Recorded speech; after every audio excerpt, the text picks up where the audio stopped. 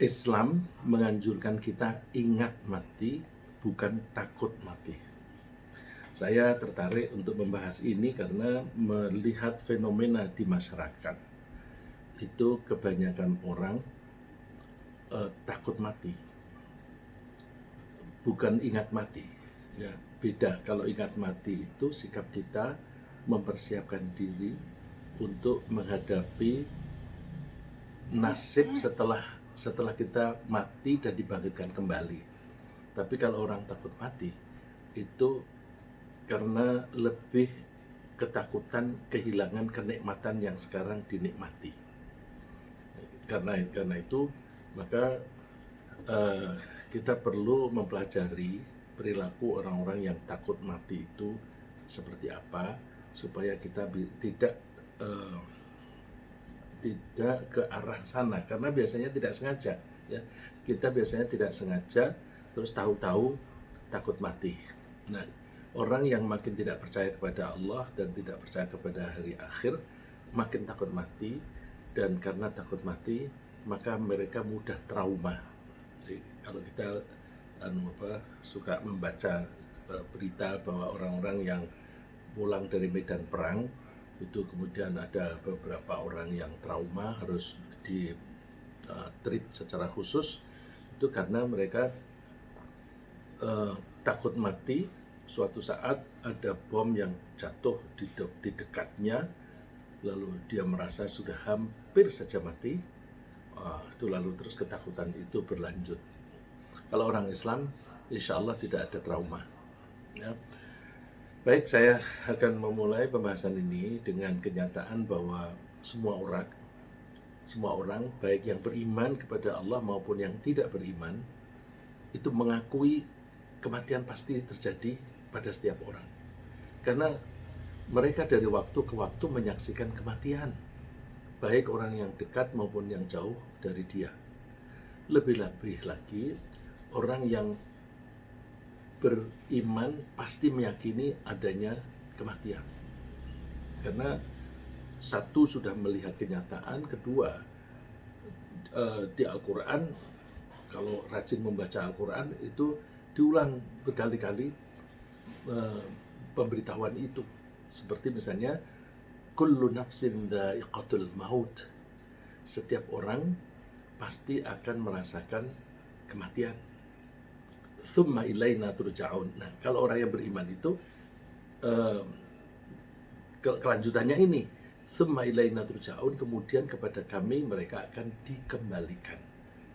Kalau orang-orang yang tidak beriman hanya di bagian depan, kullu nafsin dha'iqatul maut, setiap orang pasti akan mati. Ya, seperti orang barat menyebut man is mortal. Man is mortal. Man di situ tunggal, tetapi artinya semua orang. Mortal, pasti mati. Nah, tetapi sikap orang terhadap kematian itu berbeda-beda. Tergantung terutama pada pemahaman mereka tentang kehidupan di dunia ini. Jadi intinya di pemahaman tentang kehidupan di dunia ini. Orang yang menganggap bahwa hidup hanya sekali saja, yaitu hidup di dunia ini, mereka pada umumnya takut akan datangnya kematian. Karena mereka menganggap bahwa kematian adalah berakhirnya segala macam kenikmatan. Mereka menganggap kematian adalah bencana yang paling besar. Itulah sebabnya mereka sangat berpotensi mengalami trauma kejiwaan. Jiwa mereka mengalami suatu kejadian yang menurut mereka hampir saja merenggut nyawa mereka. Dan karena itu, mereka hampir selalu berusaha menghindari atau lari dari kematian. Mau naik pesawat terbang, takut mati. Mau ada penyakit wabah, takut mati.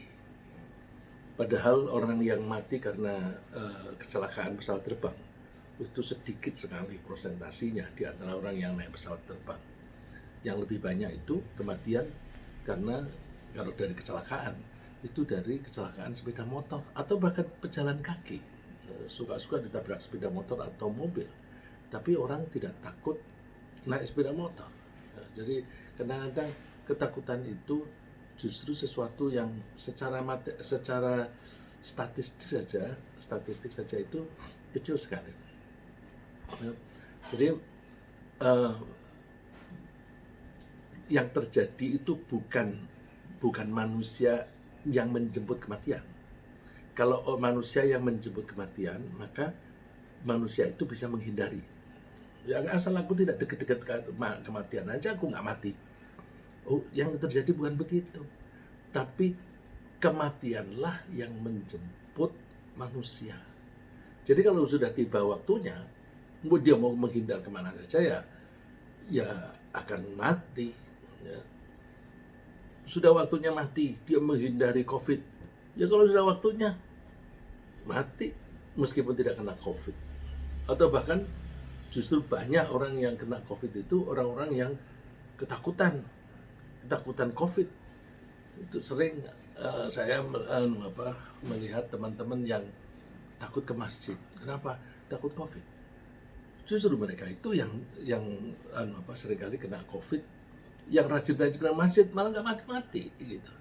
Ya, jadi kadang-kadang kita itu ketakutan sesuatu yang tidak realistis gitu. Nah, hati-hati terhadap COVID, oke, itu harus ya. Tapi kita orang beriman nggak usah takut mati, karena mati itu ada jadwalnya dan sebabnya itu apa itu sudah ditentukan. Maka nggak ada gunanya kita melarikan diri dari kematian. Ya. Allah berfirman, "Qul la yanfa'akumul firaru in farartum minal mauti awil qatli wa idzal la tumatta'una illa qalila." Katakan, nggak ada manfaatnya kalian melarikan diri kalau kalian itu lari dari kematian. Ya. Sampai disebut la yanfa'akumul firar. Firar itu lari. Nggak ada gunanya lari itu. In farartum minal maut, kalau kalian lari dari kematian, awil qatli, atau lari dari terbunuh. Kita nggak tahu mati kita terbunuh atau di tempat tidur. Lebih banyak orang mati di tempat tidur daripada orang yang terbunuh. Wa idzal la tumatta'una illa qalila. Dan memang kalian ini diberi kesenangan itu hanya sedikit saja, sebentar saja. Sebanyak apapun harta yang kita kumpulkan, misalnya ratusan triliun rupiah asetnya, tapi yang bisa dinikmati hanya sedikit. Punya rumah yang besar, paling yang ditinggali hanya satu kamar. Punya makanan jumlah buahnya, yang dimakannya juga paling hanya satu piring sekali makan. Atau bahkan seringkali orang yang duitnya banyak itu karena duitnya banyak, seringkali makan yang enak, terus penyakitnya macam-macam, tidak boleh minum kecuali air putih, tidak boleh makan yang macam-macam, boleh makannya hanya sedikit-sedikit. Nah, jadi kita nggak usah lari, tapi kita hati-hati di dalam menjalani hidup ini. Jika jadwal kematian bagi seseorang itu telah tiba, dia tidak bisa bersembunyi atau mencari perlindungan, nggak bisa. Kematian pasti menjemput kalau memang sudah tiba waktunya. Allah mengatakan, "Aina ma takunu yudrikumul mautu walau kuntum fi burujim musyayyadah." Di mana saja kamu berada, kematian akan mendapatkan kamu, akan menjemput kamu, akan mencapaimu. Yudrik itu dari adroka, itu will reach you. Ya. Death will reach you. Kendati pun kamu berlindung di dalam benteng yang tinggi lagi kokoh, nggak bisa bersembunyi. Sebaliknya, kematian itu tadi orang yang tidak percaya kepada hari akhir. Sebaliknya, kematian tidak membuat takut bagi orang-orang yang meyakini bahwa hidup di dunia ini hanya sementara. Nanti akan ada hidup lagi setelah itu. Akan ada hidup lagi, dan nasibnya baik atau buruk ditentukan oleh perilaku masing-masing sekarang ketika di dunia. Ya, mereka meyakini bahwa hidup di dunia adalah saat untuk membangun kepribadian yang cocok dengan situasi di surga. Saya mengatakan membangun kepribadian yang cocok dengan situasi di surga. Di surga itu nggak boleh ada kesombongan. Yang sudah di surga saja begitu sombong, dia diusir iblis. Iblis itu kan sombong. dan dia membangkang. Sudah ada di surga, tapi diusir. Sekarang kita ini ingin masuk sana. Kalau ingin masuk kita sombong, berarti jiwa kita itu belum compatible, ya, belum cocok dengan situasi di surga. Di sana tidak boleh ada pembangkangan, tidak boleh ada pelanggaran. Contohnya Nabi Adam dan istrinya dilarang makan bagian dari pohon tertentu. Saya tidak menyebut buah khuldi, karena yang memberi nama buah khuldi itu setan, iblis. Khuldi itu abadi, buah abadi. Itu tipu daya iblis supaya Nabi Adam mau makan itu. Ini buah abadi, kamu akan abadi di surga. Bohong. Nah, kita jangan memberi nama itu seperti nama yang diberikan oleh iblis. Ya. Allah menyebutnya hanya pohon begitu saja. Ya. Nabi Adam dan istrinya dilarang makan bagian dari pohon itu, tapi dia makan, melanggar, keluar dia dari surga. Nah, kita harus membangun kepribadian kita yang cocok dengan situasi di sana. Di sana nggak ada pelanggaran.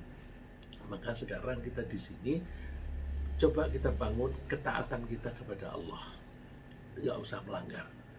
Kita tidak usah sombong. Supaya kita sudah jiwanya cocok dengan sana.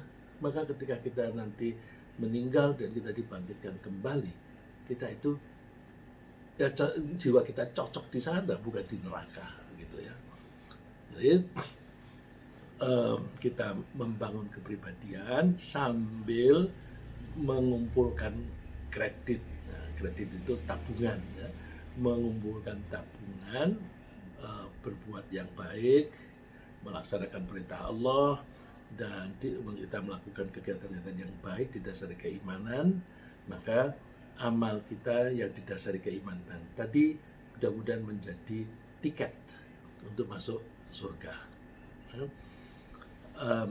Allah berfirman, kullu nafsin dha'iqatul maut wa innama tuwaffawna ujurakum yaumal qiyamah.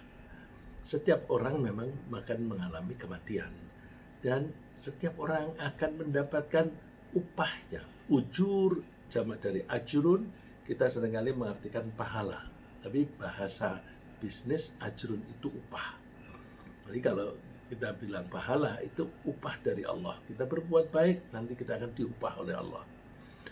Allah akan memberi upah atau pahala kepada orang-orang yang beriman dan beramal soleh besok hari kiamat. Terus nasibnya itu baik apa buruk? Allah memberikan gambaran. Faman zuhziha 'anil nari wa udkhilal jannati faqad faz.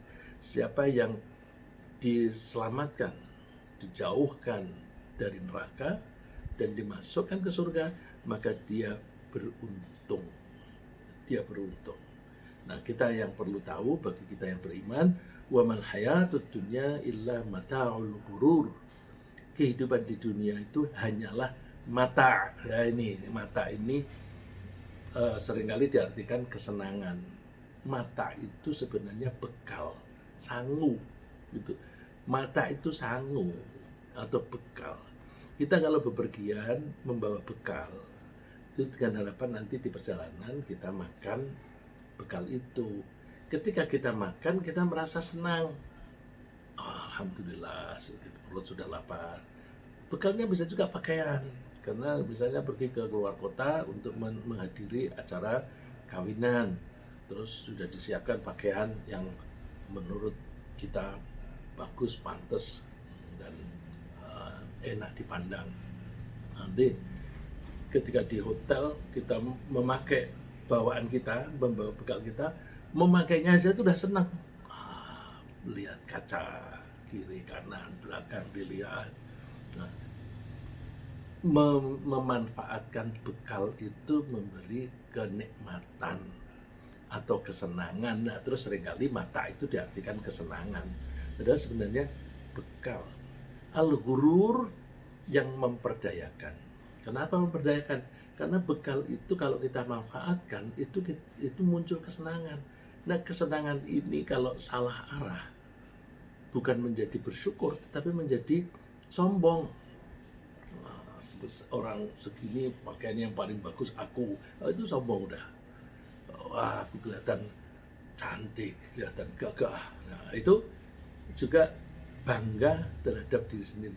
Bangga terhadap diri sendiri atau takjub, mengagumi diri sendiri, itu namanya ujub. Ujub itu bagian dari sombong. Hati-hati, hati-hati. Jadi bekal di dunia ini itu menyenangkan, tapi bisa memperdayakan atau bisa menipu. Kalau sebenarnya dia tidak menipu, kita aja yang membuat tertipu. Ya. Itu bekal-bekal kita itu kan dia benda-benda mati, ya. Makanan, benda mati, pakaian, kendaraan, mobil, rumah mewah, itu benda mati.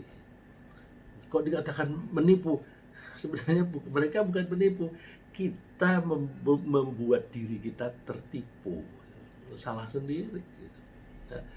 Nah, untuk pertemuan kali ini, insya Allah kita tekankan dulu pembahasan mengenai ciri-ciri khas orang-orang yang takut mati, dengan harapan bahwa kita bisa menghindari ciri-ciri khas tersebut, bisa terhindar dari rasa takut mati, dan bisa menjalani kehidupan di dunia ini dengan rasa optimis yang membahagiakan. Nah, untuk bagian yang selalu ingat mati, itu insya Allah kita bahas di pertemuan yang akan datang. Jadi kali ini kita lebih fokus kepada orang-orang atau ciri khas orang-orang yang takut mati. Orang-orang yang takut mati biasanya beranggapan bahwa hidup hanya sekali ini saja di dunia dan tidak mempercayai informasi dari orang lain bahwa semua manusia akan dibangkitkan lagi di hari kiamat untuk diminta pertanggungjawaban. Nah, ini omongan begini ini beredar di YouTube macam-macam. Bilang mana buktinya orang sudah mati tidak ada yang bangkit kembali. Ya, belum waktunya, belum bisa kita membuktikan itu karena ada jadwalnya. Jadwal itu setelah kita mati. Nah, sedangkan orang mati tidak bisa kembali pada saat sebelum kiamat. Jadi tidak akan pernah bisa melihat buktinya. Bukan karena tidak ada, tapi kita tidak punya kemampuan untuk melihat buktinya. Omongan mereka, waqalu in hiya illa hayatun dunya wa ma nahnu bimab'utsin. Kehidupan kita itu ya hidup di dunia ini saja. Kita tidak akan dibangkitkan kembali. Nah, itu menurut mereka. Bagi mereka, hidup kembali setelah mati itu tidak masuk akal. Karena apa? Setelah mati manusia akan hancur. Dalam waktu 2-3 hari aja sudah mulai proses ke pembusukan. Terus kemudian badannya itu hancur, kembali ke tanah, menyatu dengan tanah. Jadi kita dibuat dari tanah, kembali lagi ke tanah. Dan menurut mereka kan itu bisa berserakan. Apalagi kalau orang yang matinya dikremasi, dibakar, dibuang ke laut. Itu partikel-partikel kecilnya itu tersebar di berbagai tempat.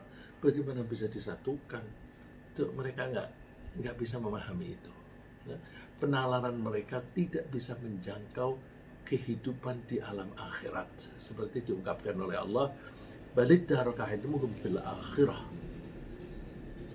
Sebenarnya pengetahuan mereka itu tidak bisa mencapai tentang akhirat. Tidak bisa menggapai logika-logika kehidupan di akhirat. Bal hum fi syakkin minha. Mereka ragu-ragu tentang itu. Ya karena tidak bisa berpikir yang sejauh itu, maka mereka ragu-ragu. Karena ragu-ragu dan tidak percaya, bal hum minha amun. Mereka buta. Nggak bisa tidak terbuka hatinya. Wa qala alladziina kafaru wa idza kunna turaban wa aba'una inna lamukhrajun. Orang-orang kafir itu arti kafaro, kafir itu menutup hatinya, menutup pikirannya, tidak mau menerima informasi yang benar dari luar. Udah dia kalau sudah punya kepercayaan itu, dia menutup diri, ya ini, aku ya aku. Gitu. Nah, itu orang yang menutup diri disebut kafir.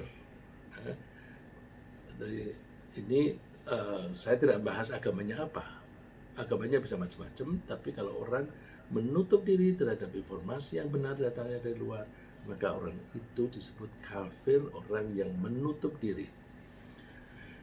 Waqala alladziina kafaru a'idza kunna turaba, apakah ketika kita sudah menjadi debu, wa abauna, dan juga kakek nenek kami, a'inna lamukhrajun, apakah kita bisa dikeluarkan untuk dibangkitkan kembali dari kuburan?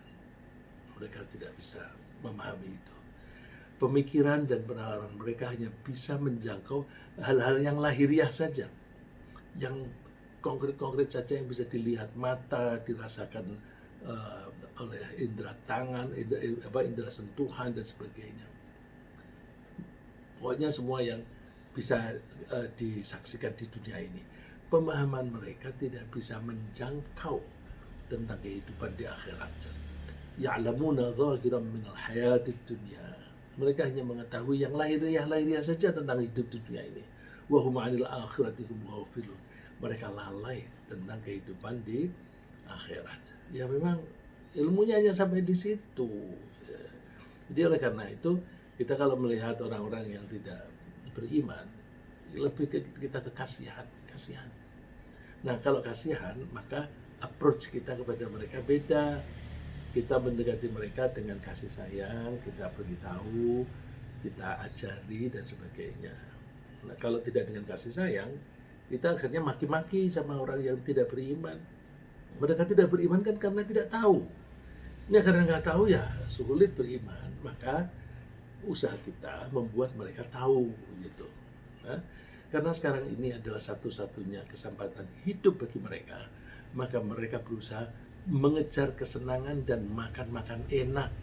Nah, digambarkan oleh Allah di surat Muhammad. وَالَّذِينَ كَفَرُوا يَتَمَتَّعُونَ وَيَأْكُلُونَ كَمَا تَأْكُلُ الْأَنْعَامُ وَالنَّارُ مَثْوًى لَهُمْ. Orang-orang kafir itu hidupnya hanya bersenang-senang dan makan-makan saja, seperti binatang ternak. Binatang ternak itu ya hidupnya ya makan-makan dan bersenang-senang saja. Nah, karena orang manusia itu diberi akal yang mestinya akal bisa dipakai untuk berpikir jauh ke depan, dia kok berperilaku seperti binatang yang tidak menggunakan akalnya dengan baik. Jadi dia secara kejadian itu tinggi, punya akal, tapi perilakunya dia mendowngrade dirinya sendiri, meletakkan dirinya di bawah. Nah, orang yang tidak memanfaatkan kapasitasnya dengan baik itu menghadapi risiko di neraka. Di ayat itu kelanjutannya, wannaru mathwal lahum, tempat tinggal mereka besok di neraka. Karena itu maka mereka menghabiskan umur hanya untuk bermain-main dan senda gurau. Maka sering kita dengar mereka mengatakan bahwa hidup ini hanya sandiwara. Coba lihat politik itu hidupnya seluk-beluknya kan hanya sandiwara. Ada orang yang coba kamu melakukan ini dibayar, terus itu dipakai sebagai bukti bahwa itu melakukan makar dan sebagainya.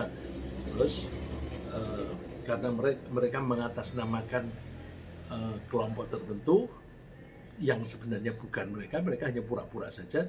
Terus orang yang mempunyai identitas yang sebenarnya itu yang diancam. Jadi kejadian itu direkayasa seolah-olah ada kejadian yang benar-benar, padahal itu hanya sandiwara. Ini dipakai untuk menghantam kelompok tertentu. Itu dari dulu seperti itu ya. Jadi dulu kita cek puluhan tahun yang lalu itu yang terjadi juga begitu ya. Contohnya misalnya ada mahasiswa demonstrasi di Jalan Salemba, kemudian ada huru-hara bakar-bakar ban dan sebagainya di Senen. Terus yang dihukum mahasiswa karena dianggap menyulut kerusuhan. padahal nggak ada hubungannya. Nah, ini yang bikin kerusuhan itu yang bikin ya penguasa sendiri. Terus si mahasiswanya ini ditangkap. Itu zaman dulu. Sekarang juga begitu. Jadi dianggap hidup ini hanya panggung sandiwara. Allah mengungkapkan, wa mal hayatud dunya illa la'ibu wa lahu. Orang kafir itu menganggap hidup dunia ini hanya permainan, la'ib, permainan. Lahwun itu senda gurau aja. Tapi kita diperingatkan orang yang beriman, walad darul akhiratu khairun lil ladzina yattaqun. Kehidupan di akhirat itu lebih baik bagi orang-orang yang bertakwa. Afala ta'qilun? Apakah kamu tidak bisa berpikir, tidak bisa memahaminya? Gitu. Nah, jika mereka yang tidak percaya dengan hari akhir itu mendapatkan kesenangan, hidupnya itu kebetulan hartanya banyak, ya, kekuasaannya begitu meluas, powerful, bisa berbuat apa saja, peraturan bisa dibuat apa saja, pokoknya semaunya. Nah, itu terus mereka maunya hidup seterusnya atau hidup berlama-lama. Bila perlu hidup 1000 tahun. Kalau zaman saya kecil dulu ada lagu, ada nyanyian, aku ingin hidup 1000 tahun lagi. Tapi itu konteksnya hanya lagu untuk cinta-cintaan saja. Tapi bagi orang-orang yang menikmati kehidupan ini, mereka kepingin hidup berlama-lama karena mumpung enak. Itu Allah menyebutnya, wala tajidannahum akhrasan nasi ala hayah. Kamu akan mendapatkan mereka sebagai orang-orang yang paling mencintai dunia, mencintai kehidupan di dunia. Wa minal ladzina asyraku, demikian juga orang-orang yang musyrik, orang yang menyekutukan Tuhan. Menyekutukan Tuhan itu tidak harus menyembah berhala. Bertuhan itu yang paling inti adalah kita nurut, patuh kepada Tuhan. Kita disuruh salat, kita salat. Itu berarti kita mengakui Allah sebagai Tuhan. Kalau ada orang taatnya tidak kepada Tuhan, tidak kepada Allah, tapi taat kepada duit, maka dia berarti sudah mempertuhankan duit.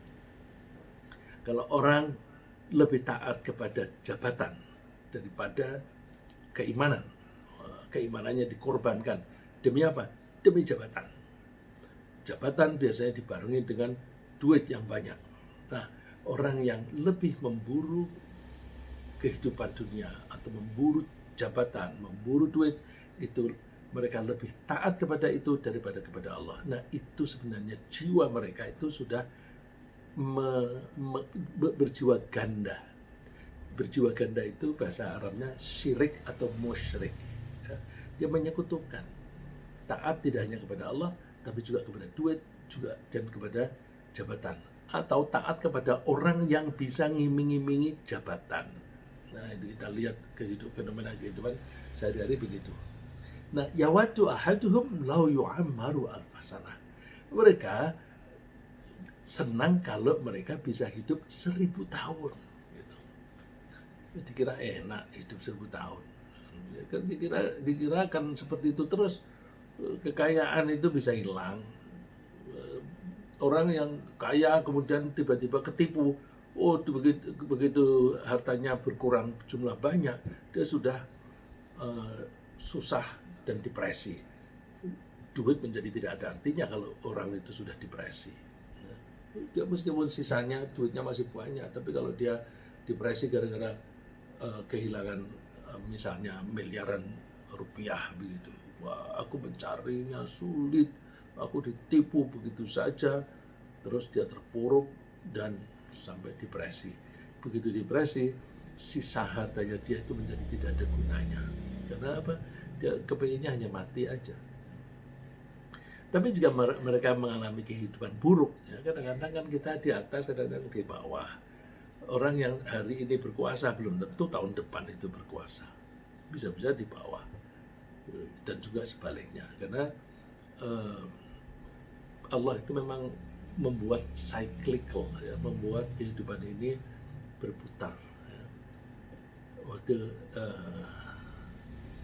Allah menyebutnya, demikianlah kami memutar kehidupan di dunia, dibuat berputar. Nah, jika mereka suatu saat mengalami keterpurukan, terutama setelah mereka mengalami kehidupan yang lebih baik, ini terutama ya. Jadi orang yang misalnya dari miskin, kemudian miskin terus sampai sekarang, itu bebannya lebih ringan dibanding dengan orang yang dulu miskin, kemudian kaya, kemudian miskin lagi. Nah, ketika dia miskin lagi itu sengsara sekali. Beda dengan orang yang memang dari dulu miskin, itu nggak apa-apa. Nah, orang yang tidak berkuasa, kemudian berkuasa, kemudian kekuasaannya hilang, itu potensi untuk frustasi, untuk putus asa. Allah mengungkapkan ini fenomena kehidupan biasa yang biasa terjadi. Wala in adzaqnal insana minna rahmatan thumma naza'naha minhu innahu la ya'usun kafur. Sungguh kalau kami berikan kesempatan kepada manusia untuk merasakan rahmat dari Allah. Rahmatnya bisa berupa rizki, bisa berupa jabatan, bisa berupa pasangan yang menggairahkan dan sebagainya. Thumma naza'naha minhu, kemudian kami cabut kenikmatan itu, innahu la ya'usun kafur. Sungguh dia akan menjadi putus asa, kafur. Kafur ini kafir. Kafir itu bisa berarti tidak berterima kasih, tidak bersyukur, ungrateful. Nah, orang yang tidak bersyukur disebut kafir karena dia tidak percaya bahwa Allah itu maha pengasih. Orang yang terpuruk sekarang itu masih punya harapan, mungkin besok, mungkin kapan-kapan di masa depan dia akan menjadi lebih baik lagi, kan cyclical, atau bergiliran.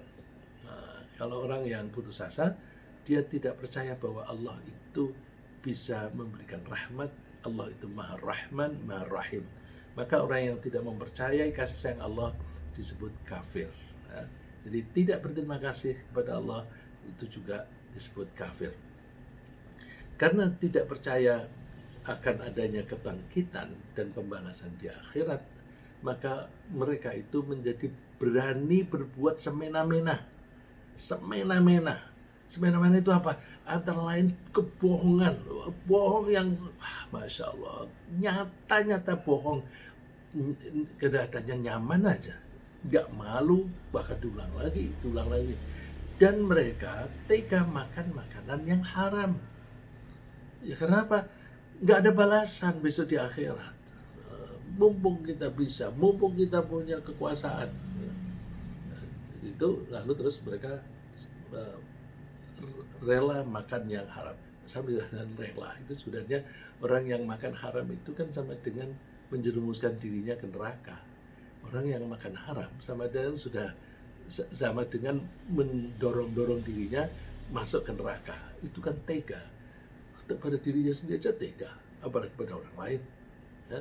Mereka itu salah satu karakternya sama'una lil kadhib. Mereka suka mendengarkan kebohongan. Jadi kebohongan itu dinikmati. Jadi berita-berita hoax, berita-berita palsu itu dinikmati. Ngomongin sana sini, terus jadi candaan. Akaluna lis-suht. Mereka banyak memakan makanan yang haram. Nah, hati-hati kalau kita itu menikmati makanan yang haram, misalnya terutama sogokan. Orang-orang yang menyogok itu kelihatannya menyembunyikan karena mereka punya kepentingan tertentu dengan cara nyogok. Tapi itu dicatat, kemudian bila perlu ada dokumennya atau ada fotonya. Nanti kalau orang yang sudah menerima sogokan ini misalnya mau berbuat sesuatu yang bertentangan dengan orang itu, tinggal nunjukin aja, aku punya datanya loh ya, aku punya laporan data-data yang lengkap, kalau kamu macam-macam ini saya proses ke KPK atau ke kepolisian, ke kejaksaan dan sebagainya. Digitu kan, udah dia nggak berani berkutik, ya akhirnya terjebak sendiri gitu. Bahkan mereka itu tega membunuh orang-orang yang mereka anggap menghalangi kejahatan mereka. Jadi kalau mereka punya keinginan berkuasa, terus ada orang yang menghambat-hambat, oh bunuh aja. Atau ada orang yang eh, mengungkapkan kecurangan mereka, oh, bunuh. Jadi mereka tega. Wa kana fil Madinah, ini kejadian pada zaman Nabi Saleh, kaum Thamud. Wa kana fil Madinati tis'atu rahti yufsiduna fil ardi wa la yuslihun. Di kota itu ada 9 orang. 9 orang yang sukanya melakukan pengerusakan kehidupan di bumi ini. Wa la yuslihun, dan mereka tidak suka kedamaian. Sukanya gaduh saja, bikin kerusakan, korupsi, dan bikin aturan-aturan yang mempersulit orang lain. Ini zaman dulu ya, 9 orang. Qalu, mereka berkata, taqasamu billah lanubayyitannahu wa ahlahu thumma lanaqulanna liwalihi ma syahidna mahdika ahli wa inna lasadiqun. Bersumpahlah kalian atas nama Tuhan bahwa kita akan membuat rekayasa di malam hari sembunyi-sembunyi. Lanubayyitanna itu dari kata mabit itu menginap itu berarti bermalam-malaman. Nah, mereka bermalam-malam bukan tidur, tapi berunding, membuat rekayasa yang negatif, ya, membuat makar, terus membuat perencanaan membunuh targetnya, terus dengan cara beginilah dan begitu misalnya. Terus kita cuci tangan, kami nggak tahu siapa pembunuhnya. Jadi ketika diusut, yang nggak ketemu siapa itu yang membunuh. Yang membunuh itu orang gila yang nggak bisa dipertanggungjawabkan dan sebagainya. Wa inna lasadiqun, dan mereka mengakunya benar, padahal mereka yang membuat rekayasa. Nah, ini jadi pada zaman Nabi Saleh, kaum Thamud, itu ada sekelompok orang yang bisa membuat rekayasa macam-macam, rekayasa sosial, termasuk tega mereka membunuh. Kenapa? Karena mereka tidak percaya bahwa besok akan dibalas di akhirat. Ya, orang yang tidak percaya adanya Tuhan, tidak percaya adanya akhirat, akan semena-mena. Jadi kalau berpolitik itu ya pakai Machiavelli, apa saja halal asal tujuan tercapai. Ya, karena mereka tidak percaya akan adanya hari kebangkitan dan pembalasan, serta mereka tenggelam dalam kesenangan atau dalam keputusasaan, mereka tentu lalai dan tidak mempersiapkan diri untuk menggapai kebahagiaan di akhirat. Padahal kalau kita ingin menggapai kebahagiaan di akhirat, mestinya kita beramal baik. Nah, mereka tidak sempat itu. Maka salah satu problem atau risiko yang mereka hadapi, para malaikat nanti ketika mencabut nyawa mereka itu dengan cara yang kasar. Kekasaran malaikat ketika mencabut nyawa itu digambarkan oleh Allah di surat Al-Anfal. Walau tara idh yatawaffal ladzina kafarul malaikatu yadribuna wujuhahum wa adbarahum wa dhuqu adzabal hariq. Seandainya kamu tahu para malaikat ketika mencabut nyawanya orang-orang yang mengingkari Allah. Para malaikat itu sambil mencabut nyawa, sambil memukuli orang itu. Yang dipukul wujuhahum, wajah mereka dipukul, punggung mereka dipukul. Nah, itu wujudnya orang yang ketika mau meninggal itu meronta-ronta kesakitan. Itu karena sambil dipukuli oleh malaikat. Malaikat itu yang mencabut nyawa bukan hanya satu orang, ya, bukan satu malaikat. Karena kita yang kita dengar malaikat pencabut nyawa itu malaikat Israel. Nah, Israel itu sebenarnya pimpinannya, komandannya. Dia punya anak buah yang banyak sekali. Satu orang manusia ketika meninggal itu yang ditugasi beberapa, tidak hanya satu. Jadi ada yang mencabut, ada yang memukuli. Kalau orang baik bukan memukuli, tetapi di diatur supaya keluarnya itu lebih mulus gitu. Nah, jadi di dunia saja ketika meninggalkan dunia ini mereka kesakitan waktu meninggal. Nah, kegiatan mereka selama hidup di dunia pun tidak ada bobotnya. Mereka melakukan kegiatan-kegiatan yang hura-hura, ya, joget-joget dan bersenang-senang gitu. Nah, itu nanti ketika di akhirat kegiatan mereka itu nggak ada bobotnya. Nah, karena tidak ada bobotnya, maka ketika ditimbang antara perbuatan baik dan buruknya itu menjadi ringan ya. Kalau istilahnya berbobot itu kan kalau bahasa Inggris weight, ada weightnya. Nah, mereka itu akan sia-sia karena besok di akhirat dia nggak punya amalan yang bisa dipakai untuk menebus kesalahannya dan mendapatkan tiket masuk surga. Innal ladzina la yarjuna liqa'ana wa radu bil hayati dunya wa tma'annu biha wal ladzina hum an ayatina ghafilun. Sesungguhnya orang-orang yang tidak berharap, tidak berharap akan bertemu dengan kaminya itu Allah. Dan mereka lebih senang dengan kehidupan di dunia. Bahkan mereka watma'annu biha, mereka tenang hidupnya di dunia ini. Karena mereka itu senang-senang dalam kehidupan, an ayatina ghafilun, mereka lalai akan peringatan-peringatan atau ayat-ayat Allah. Nah, karena itu ulaika ma'wahumun nar bima kanu yaksibun, mereka itu tempat tinggalnya besok di neraka dikarenakan perilaku mereka sendiri. Padahal neraka itu panas sekali. Ya, panasnya neraka itu kayak apa? Rasulullah menggambarkan bahwa Rasulullah menggambarkan panas dunia ini kalau dikumpulkan, api dan listrik yang panas dan sebagainya dikumpulkan, itu hanya 1/70 dari api neraka.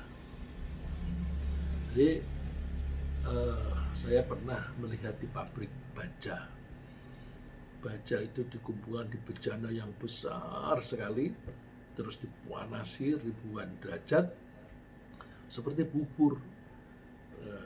Orang kalau mau melihat situ itu ada dibuat rapat, ada kaca yang tebal, bisa melihat dari luar, jadi tidak kepanasan. Di pabrik baja saya kebetulan pernah masuk. Nah, Rasulullah mengatakan narukum juz'un min sab'ina juz'an min nari jahannam. Api kalian itu hanya 1 bagian dari 70 dibanding api di neraka jahanam.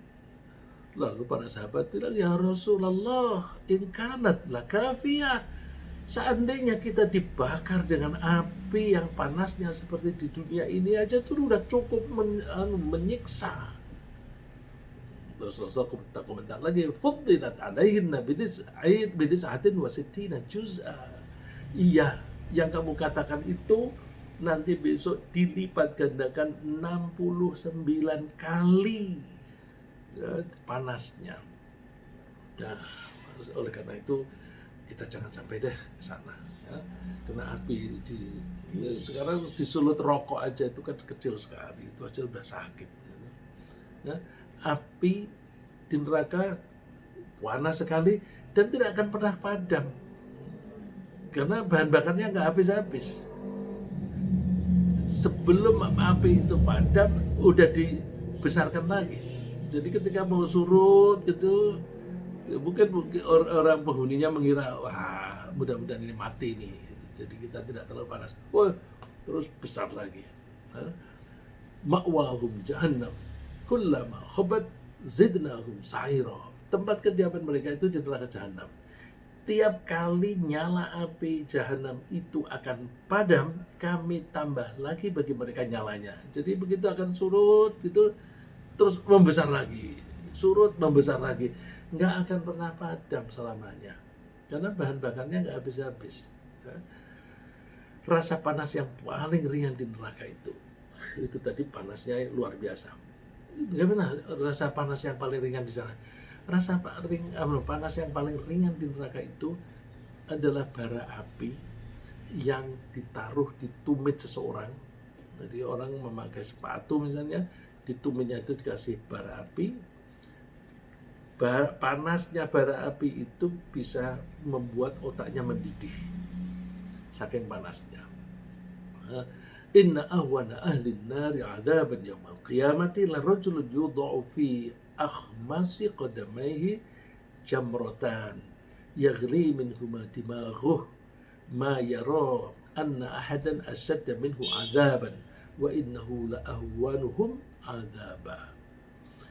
Azab yang paling ringan bagi penghuni neraka di hari kiamat adalah orang yang di bawah kedua tumitnya diletakkan dua bara api, satu di kiri, satu di kanan, yang dapat mendidihkan otaknya. Sedangkan ia merasa bahwa tidak ada seorang pun yang lebih berat siksaannya daripada dirinya. Jadi coba saya berhenti di sini dulu. Dia siksaannya kan paling ringan itu, hanya bara api. Tapi dia merasa bahwa siksaan itu udah paling dahsyat lebih dari yang lain. Ini kalau kita kiaskan di dunia ini. Ketika kita sedang migrain misalnya, kita pusing. Terus kita merasa siksaan migrain itu udah paling dahsyat dari segala macam penyakit. Misalnya lagi penyakit apapun deh, ya misalnya ambeien, hanya sebagian gitu, tetapi rasanya menyiksa yang berat sekali, dan orang lain itu tidak ada yang merasakan siksaan yang lebih berat daripada dia. Karena apa? Ya panas atau sakit itu kan dirasakan oleh diri seseorang dengan mekanisme sarafnya sendiri. Nah, dia tidak tahu apa yang dirasakan orang lain tidak tahu tentang dia. Maka masing-masing akan merasa siksaannya itu paling berat, tidak ada yang lebih berat dari itu. Ya, jadi saya bicara begini supaya kita bisa membayangkan, iya, kita di dunia saja ketika kita sakit, meskipun sakitnya sedikit, kita sudah merasakan sudah top gitu. Ya. Dan karena itu mereka menyesal dan minta dikembalikan lagi di dunia agar bisa berbuat baik. Tapi penyesalan itu terlambat, sudah terlanjur, karena di akhirat itu hari pembalasan. Hari berbuat baik itu di dunia, jangan pernah terlambat. Alam dunia pun kalau misalnya mereka dikembalikan, dunianya mana? Karena sudah hancur. Sudah hari kiamat itu kan artinya dunia sudah hancur, nggak ada. Kalau mereka mau menebus, aku dulu kaya, mana kekayaanmu? Sudah hilang, sudah terbakar juga. Jadi nggak ada gunanya. Wa hum yastarikhuna fiha rabbana akhrijna na'mal salihan ghairal ladzi kunna na'mal. Mereka itu menjerit di sana sambil memanggil Tuhan, Tuhan, keluarkanlah kami dari sini agar kami bisa berbuat soleh yang dulu kami tidak melakukannya. Jawaban Allah, awalam nu'ammirkum ma tadzakkar fihi man tadzakkar wa ja'akumun nadhir. Bukankah aku sudah kasih kamu umur sama dengan orang lain? Orang lain umurnya sama dengan kamu ketika mati, tapi orang lain itu tidak berbuat semena-mena dan mereka punya waktu untuk mengingat Allah, punya waktu untuk mengabdi kepada Allah dan sebagainya. Sudah salahmu sendiri, sekarang terlambat. Fadzuqu fama lidzalimina min nasir. Ya, rasakan sendiri, dan oleh karena itu tidak ada yang menolong. Oleh karena itu pembahasan pagi ini mudah-mudahan menjadi peringatan bagi kita, mumpung kita masih diberi kesempatan, masih dikasih umur, kita jangan melupakan hari pembalasan. Hari pembalasan kita ingat terus, ya. Kita ingat terus supaya kalau kita mau berbuat buruk, enggak, aku nanti masuk neraka. Enggak, aku tidak mau menjerumuskan diriku neraka. Terus ada kesempatan, begitu ada kesempatan berbuat baik, ini kesempatan ini. Jadi, dan kesempatan kan belum tentu datang 2 kali. Mumpung sempat, misalnya, aku mumpung sehat, mumpung ada waktu, aku ke masjid. Besok belum tentu aku sempat. Besok belum tentu aku sehat, dan sebagainya. mumpung aku masih bisa. Wah, berjalan sudah berat aku berjalan, tapi kan masih bisa jalan. Jalan. Karena kalau tidak jalan, justru malah sendi-sendi ini makin kaku, makin sakit. Tapi kalau setiap hari dipakai untuk jalan ke masjid, apalagi masjidnya naik tangga begitu, latihan otot-otot menjadi kuat, malah menjadi tidak, malah sembuh, bisa sembuh anunya yang kalau dulu tuh pada kaku dan sendi-sendi pada linu gitu ya. Jadi ringkasnya, saat kalimat kematian menjemput itu tidak ada gunanya seseorang lari menghindarinya.